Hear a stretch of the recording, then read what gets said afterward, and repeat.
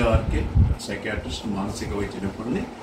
ఈ వేసవి ఈ రోజున ఉష్ణతాపం విపరీతంగా పెరిగిపోయింది. బయట కాలు పెడదామంటేనే మనిషి భయపడేంత ఉష్ణతాపం అనేది మనకు కనిపిస్తుంది. టెంపరేచర్స్ అధికంగా ఉన్నాయి. ఈ శరీరంలోని థర్మో రెగ్యులేషన్ కూడా ఎక్కడ తప్పిపోద్దా అన్నంత భయంగా ఉంది. ఈ ఉష్ణోగ్రతకి మనం శరీరం యూథైమియా టెంపరేచర్ని మెయింటైన్ చేయాలంటే నార్మల్ టెంపరేచర్ని కొంత లోపల యొక్క నీటిని స్వెట్గా అంటే చెమటగా బయటికి పంపించడం, శరీరాన్ని మామూలు టెంపరేచర్లో కంట్రోల్ చేయడం అనేది జరుగుతుంది.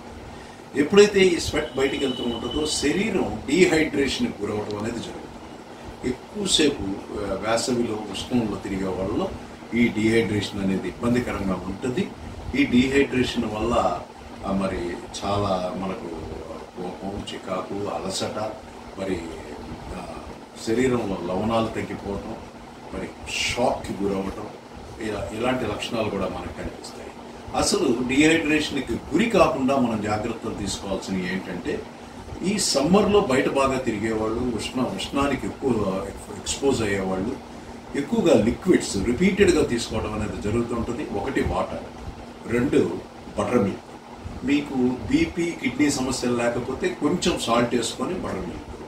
అలాగే కొబ్బరి నీళ్ళు మీకు డయాబెటిస్ లేకపోతే ఎలాంటి కొబ్బరి నీళ్ళు అయినా తాగొచ్చు. డయాబెటిక్స్ మాత్రం అతి లేత కొబ్బరికాయ యొక్క నీళ్లు కొంత పుచ్చుకోవచ్చు.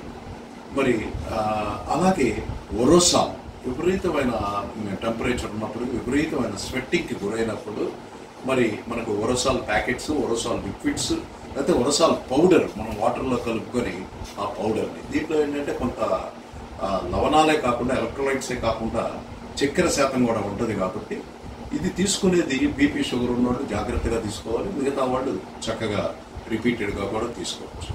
ఇలాంటి జాగ్రత్తలు తీసుకుంటే మరి డీహైడ్రేషన్, సన్స్ట్రోకు, షాకు, మరి ఇతరత్ర ఆరోగ్య ఇబ్బందులు లేకుండా బయటికి రావచ్చు.